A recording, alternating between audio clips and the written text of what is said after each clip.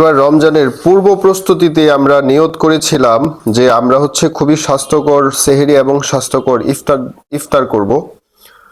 তো সেই প্রস্তুতির আজকে প্রথম রোজার ইফতার তমা তৈরি করেছে।